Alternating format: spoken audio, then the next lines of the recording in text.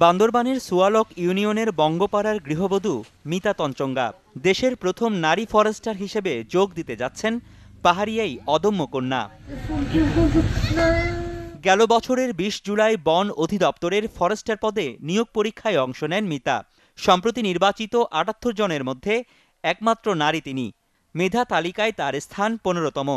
প্রকৃতির সাথে বেড়ে ওঠা এই নারীর ইচ্ছা বৃক্ষ নিধন রোধ, পাহাড় কাটা বন্ধ সহ প্রকৃতি রক্ষায় অগ্রণী ভূমিকা রাখার।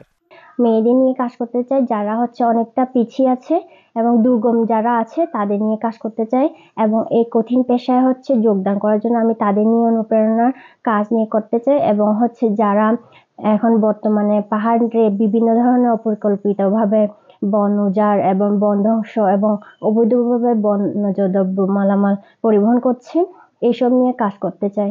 মিতা রাঙামাটির রাজস্থলী উপজেলার তাইতংপাড়া স্কুল থেকে এসএসসি পাশ করেন ২০১৮ সালে। ২০২৩ সালে forestry science and technology institute থেকে সম্পূর্ণ করেন ৪ বছর মেয়াদী ডিপ্লোমা ইন ফরেস্ট্রি।